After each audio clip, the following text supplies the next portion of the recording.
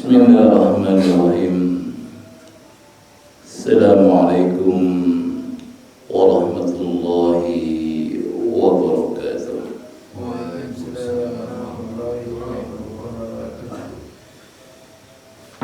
Innal hamdalillah nahmaduhu wa nasta'inuhu wa nastahdihi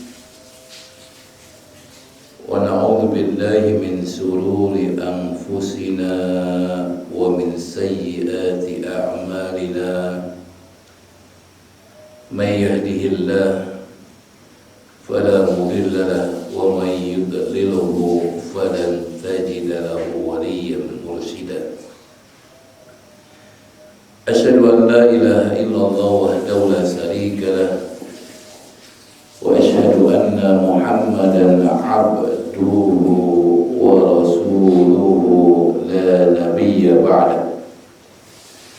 Allahumma salli wa sallim wa barik ala nabiyyina wa karimina wa qudwatina Muhammad sallallahu alaihi wasallam wa ala alihi wa sahbihi wa man sara ala nahjihi ila yaumil qiyamah, amma ba'd.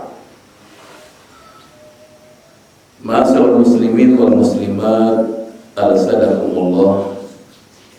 Alhamdulillah wa syukurillah, pada pagi hari ini Allah subhanahu wa ta'ala mempertemukan kita dalam pengajian rutin pekanan selepas kita melaksanakan sholat subuh berjamaah, dilanjutkan dengan zikir pagi di hari yang berkah insyaallah, yaitu yang dikatakan sebagai Sayyidul Ayyam, pemimpin tuannya dari hari-hari yang ada dalam sepekan. Semoga Allah Subhanahu wa taala memberikan kepada kita ilmu yang bermanfaat, ilmu yang bisa menjadi penuntun kita di dunia dan membuat kita bahagia kelak nanti di akhirat. Amin ya rabbal alamin. Insyaallah kita masih melanjutkan kembali kajian kitab kita, yaitu kitab Bahjatul Qulub Al-Abrar. Dan kita sekarang memasuki hadis yang ke-15. An Aisyah radhiyallahu anha anna an-nabiyya sallallahu alaihi wasallam qala anzilun nas manazilahum, rawahu Abu Dawud. Dari Aisyah Nabi SAW, semoga Allah ridho kepadanya, sesungguhnya Rasulullah SAW bersabda, anzilun nas, tempatkanlah manusia manazilahum, pada posisi, pada kedudukan mereka. Hadis ini diriwayatkan oleh Abu Dawud. Hadis ini dikatakan oleh para ulama bahwa hadis ini termasuk di antara hadis-hadis yang dikatakan hadis munqati'. Munqati itu artinya adalah terputus. Di dalam sanadnya dikatakan bahwa ada seseorang yang bernama Maimun. Ini bukan Ma'mun ya. Namun sehat ya, alhamdulillah ya. Namanya Maimun ibnu Abi Su'aib ya. Itu dia tidak bertemu dengan Aisyah. Maimun ini adalah seorang tabi'in ya. Maka hadis ini dikatakan sebagai hadis munqati, yang terputus. Walaupun di sini dikatakan waqad dzakarahu al-Imam Muslim mu'allaqan fi muqaddimah sahih. Jadi dikatakan bahwa Imam Muslim menyebut hadis ini dalam kitab beliau, yaitu di muqaddimah sahihnya. Ya. Jadi hadis ini memang terkenal di kalangan para ulama, tetapi memang hukumnya adalah hukum yang dikatakan termasuk hadis dhaif. Namun dikatakan dalam penjelasan buku ini, walaupun secara hukum hadis ini adalah hadis yang dhaif, tetapi dikatakan dalam nas-nas syariat yang lain, maka kita memang disyariatkan untuk melakukan hal ini. Ya. Memang kalau dijadikan sebagai hujah, tidak dapat berhujah dengannya. Ya. Tetapi kalau mengikuti nas-nas Al-Quran dari makna hadis ini, maka sesungguhnya memang kita disuruh untuk melakukan hal ini. Ya. Jadi harus paham ya. Kalau main hukum, dhaif, selesai, nggak bisa jadi hujah. Tetapi secara makna hadis ini memang kita diperintahkan. Ya. Memang kita diperintahkan untuk bisa meletakkan sesuatu itu pada tempatnya. Maka dikatakan di sini bahwa kita jangan sampai menjauhi yang dikatakan sebagai hikmah, ya. Karena hikmah itu adalah sesuatu yang memang diajarkan dalam agama kita. Nah, kebalikannya dalam memposisikan itu berarti kita memposisikan orang dengan tepat, tapi kalau tidak tepat maka kita melakukan kezaliman. Maka kalau misalkan dicari dalil yang memperkuat hadis ini misalkan, ya, maka memang ada nas-nas yang lain yang memperkuat maknanya. Ya, secara makna diperkuat, tetapi secara hukum hadis memang ini dikatakan lemah oleh para ulama. Ma'asyiral muslimin rahimakumullah, pengarang buku ini mengatakan ya lahu min hadis hakim. Ini merupakan satu ungkapan bagaimana hadis ini begitu dahsyatnya. Ya. Kandungan hadis ini begitu dahsyatnya. Karena apa? Karena kalimatnya pendek, namun kandungannya demikian dalamnya, demikian luasnya. Kalau dikatakan di sini dikatakan termasuk jawami al-kalam. Kalimatnya simpel tapi kandungannya demikian luasnya, demikian dalamnya. Ya. Karena memang kita diperintahkan oleh Allah Subhanahu wa taala untuk bersikap hikmah dalam kehidupan kita. Ya, hikmah ini kebalikannya daripada zalim. Jadi wad'u syai' fi mahalli, meletakkan sesuatu pada tempatnya. Ya. Sebab kalau orang zalim itu tidak meletakkan sesuatu pada tempatnya. Maka dikatakan id amara an nunazzilan nas manazilahum.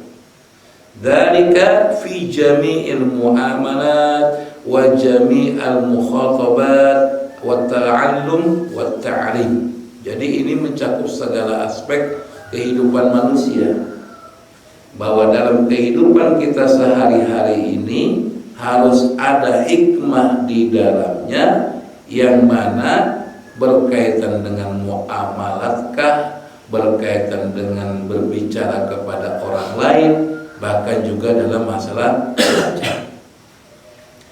Maka dikatakan bahwa famin dzalika annan nas qisman. Dikatakan oleh pengarang buku ini bahwa manusia itu terbagi menjadi dua golongan, ya, dua kelompok. Yang pertama qismul lahum haqqun khas, yaitu golongan yang pertama adalah golongan yang memiliki hak khusus. Ya. Jadi mereka adalah orang-orang yang punya hak khusus yang tidak bisa diganggu gugat, harus dilaksanakan. Siapakah itu?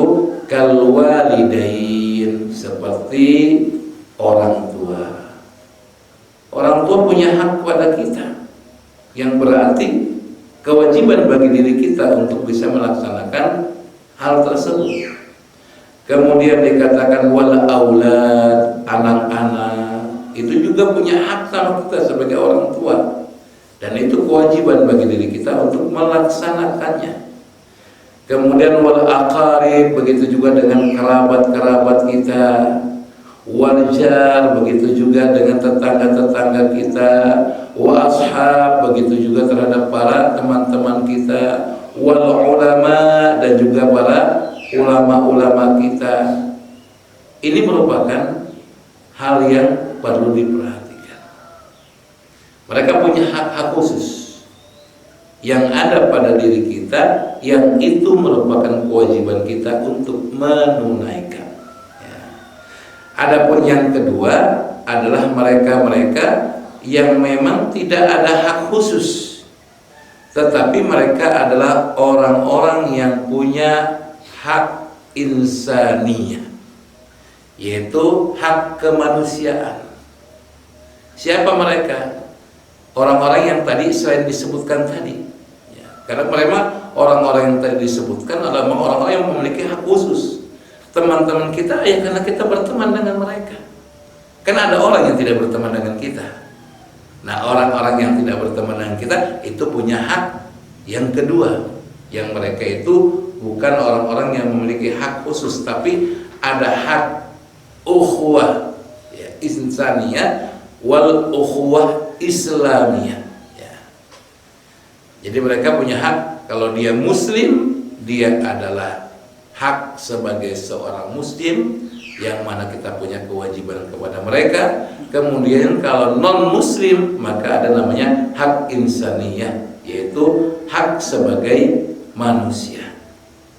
Nah, dalam perkara-perkara kayak begini, maka kita harus memperlakukannya dengan hikmah, dengan cara yang baik, dengan cara yang tepat.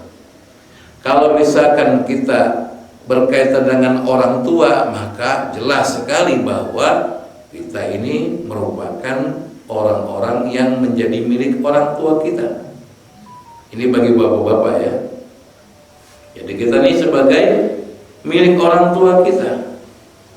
Apapun yang diperintahkan orang tua kita selama tidak melanggar syariat, bahkan mungkin memang ada aturan yang diperintahkan, lalu kita mampu untuk melakukannya, maka lakukanlah. Bahkan mungkin sampai perkara-perkara yang kita sukai, namun orang tua kita tidak sukai, ya kita harus mengikuti keinginan orang tua kita, selama tidak bertentangan dengan syariat. Nah, kalau bertentangan dengan syariat tidak ada ketaatan. Ya. Misalkan kita suka dengan istri kita, luar biasa suka sama istri, tapi gara-gara istri kemudian bapak-bapak malas ke masjid, karena setiap bapak ke masjid digodain, ujung-ujungnya ranjang lagi, misalkan ya, Jumat nih. Ya. Jadi istri menghalangi untuk melaksanakan ketaatan kepada Allah Subhanahu wa Ta'ala. Mau silaturahim orang tua gak bisa karena istri nahan dan lain sebagainya. Orang tua menyaksikan kayak begini, maka orang punya hak untuk mengatakan pada kita sebagai laki-laki, ceraikan istri Anda, ceraikan istri kamu.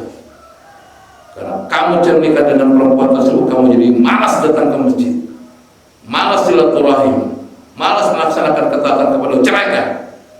Maka tugas kita apa? Ya ceraikan. Jangan ngebantah walaupun kita cinta. Karena apa? Buat apa punya istri menyebabkan kita masuk neraka? Ya, ceraikan. Dan ini terjadi zaman sahabat, yaitu zaman Abu Bakar terhadap anaknya. Harus dilaksanakan ya. Ketaatan kepada orang tua bagi kita nomor satu ya, istri nomor dua ya. Macam-macam ceraikan, masih banyak wanita-wanita soleha yang siap kita pinang kalau memang kita ingin menikah lagi Tapi kalau punya istri kayak gini ceraikan. Ya. Apalagi naudzubillah ya. Kalau istri kita tuh naudzubillah ya, gampang sekali dengan laki-laki. Ya. Ketemu laki-laki ngobrol, bercanda-canda, ketawa cekakak-cekiki dan lain sebagainya. Kayak begitu akrabnya minta ampun. Aduh, kalau saya pribadi cerain, jujur aja cerain. Ya, saya cerain. Kenapa? Apaan kayak begitu istri? Sama suami kadang nggak melakukan kayak begitu, sama orang lain laki-laki kayak begitu, ceraikan. Ngapain? Ya, nggak boleh perempuan kayak begitu. Ya. Sama semua laki-laki enggak. Nah, walaupun juga memang ada hadis Rasulullah. Jadi seorang laki-laki datang kepada Rasulullah, ya, menceritakan tentang istrinya yang seperti yang saya katakan gitu. Jadi gampang sekali dicolek sama laki-laki lah bahasanya kayak gitu. Gampang sekali akrab dengan laki-laki lain kayak begitu. Kata Rasulullah, ceraikan. Tapi laki-laki mengatakan, ya Rasulullah, saya itu sangat cinta kepada dirinya, berat untuk berpisah dengannya. Langsung kayak gitu ya. Ya kalau kamu mau melakukan silakan, Rasul memberikan kebebasan. Tapi sakit hatilah, ya. Sakit, mana enak kita punya isi kayak begitu sama orang lain, sama kita beda. Naudzubillah min dzalik. Nah, ini ya hak orang tua, hak anak-anak juga, ya, hak istri-istri kita. Maka letakkan posisi-posisinya. Ya. Anzilun nas manazilum. Dudukkan, posisikan orang pada posisinya. Anak, maka tugas kita untuk mendidiknya. Jangan sampai nanti anak ini menuntut kita di akhirat. Kan banyak penjelasan para ulama yang mengatakan hati-hati ya. Anak itu bisa mengantarkan kita masuk surga, tapi juga bisa menyeret kita ke dalam neraka. Setaat apapun kita, sebaik apapun ibadah kita ya, kepada Allah, tapi kemudian anaknya bejat, anaknya rusak, maka orang ini nggak selamat nanti di hadapan Allah Subhanahu wa Ta'ala. Ya. Karena ini merupakan tanggung jawab kita yang luar biasa anak ini. Ya. Jangan sampai dikatakan dalam buku ini kita melalaikan anak-anak kita. Tentu dalam mendidik mereka ini harus dengan perbuatan yang dikatakan di sini idkhal al-surur alaihim, yaitu bagaimana ketika mendidik mereka membuat mereka bahagia.